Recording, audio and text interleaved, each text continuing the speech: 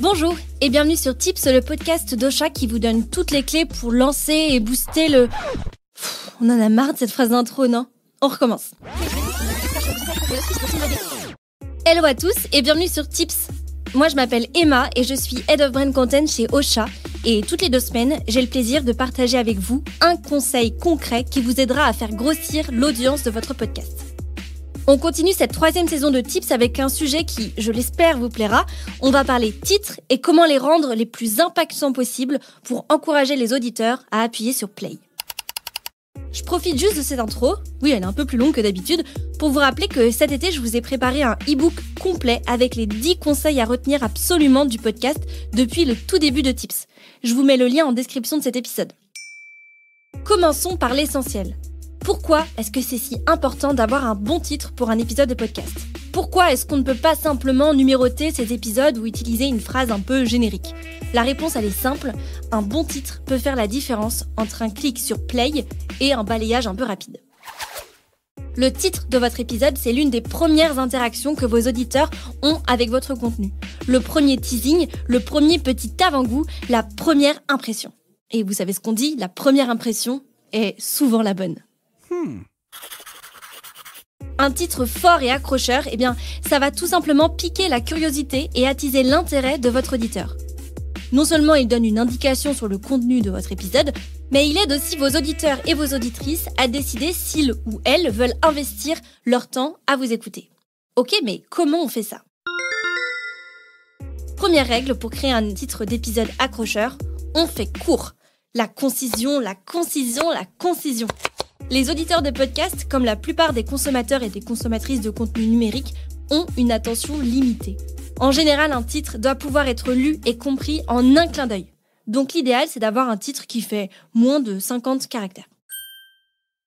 Bon, c'est vrai, ça laisse pas beaucoup de place. Vous allez peut-être devoir supprimer des mots superflus, simplifier des phrases complexes ou vous concentrer sur le cœur de votre sujet. Par exemple, au lieu d'écrire un épisode détaillé sur les techniques avancées de méditation, essayez juste d'écrire « Méditation, technique avancée ». Les 2 titres transmettent la même idée, mais le deuxième est beaucoup plus court et beaucoup plus direct.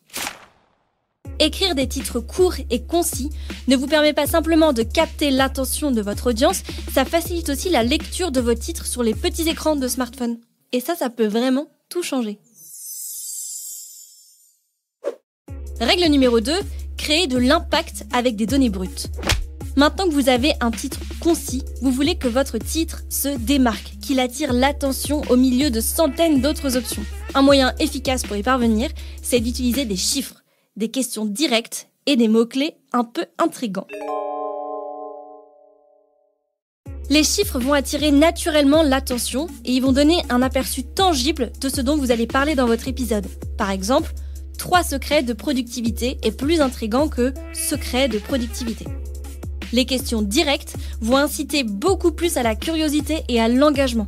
Comment créer des titres d'épisodes accrocheurs? C'est bien plus impactant que simplement titre d'épisode de podcast accrocheur. D'ailleurs, ça veut pas vraiment dire la même chose. Et puis surtout, on invite l'auditeur ou l'auditrice à chercher la réponse dans notre épisode. Et enfin, les mots-clés un peu intrigants sont de bons leviers de passage à l'action pour votre audience. Quand je dis mots-clés intrigants, je veux parler des mots comme secret, technique, stratégie. Ce sont des appâts naturels qui vont promettre une vraie valeur ajoutée et qui vont donc inciter à l'écoute. Règle numéro 3, qui dit titre accrocheur, dit forcément mots-clés. Et les mots-clés sont doublement importants.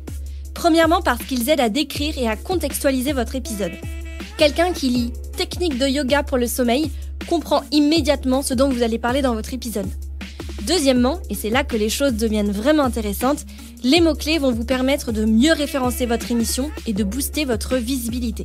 Que ce soit sur Google, Spotify, Apple Podcasts ou toute autre plateforme, les moteurs de recherche indexent et classent le contenu en fonction des mots-clés. Donc, en mettant dans vos titres d'épisodes de podcast ou dans vos descriptions, vous augmentez les chances que votre émission soit découverte par de nouveaux auditeurs et de nouvelles auditrices. En ce qui concerne cette 3e règle, je vous prépare plusieurs épisodes sur le référencement naturel de son podcast, ce qu'on appelle chez Ocha le PSO, Podcast Search Optimization, et ça commence dès le prochain épisode. Abonnez-vous à Tips sur votre plateforme préférée pour ne pas manquer les prochains épisodes. Règle numéro 4, Ne numérotez pas vos épisodes. C'est la dernière règle d'or que je souhaitais partager avec vous dans cet épisode de Tips. Pour être honnête, c'est un point qui est encore souvent débattu dans le monde du podcast. La tentation de numéroter ces épisodes peut être grande quand on est un podcasteur. C'est simple, c'est facile à suivre et ça permet de bien s'y retrouver pour nous, podcasteurs et podcasteuses. Mais la question, c'est est-ce que c'est vraiment efficace ? Mon conseil pour vous, chers podcasteurs et chères podcasteuses, c'est de ne pas vous laisser tenter.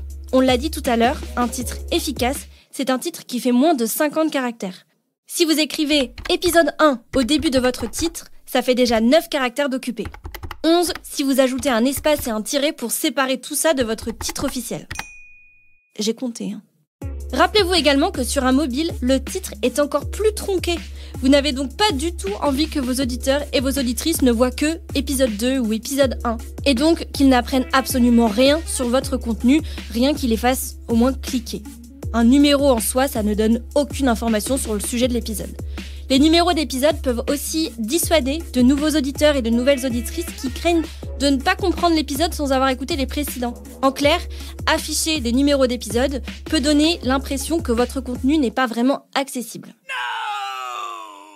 Enfin, certaines plateformes comme Apple Podcasts sanctionnent les podcasts qui commencent par dièse 1 ou épisode 1, juste parce que les titres ne donnent justement pas assez d'informations aux auditeurs et aux auditrices sur l'épisode qu'ils s'apprêtent à écouter.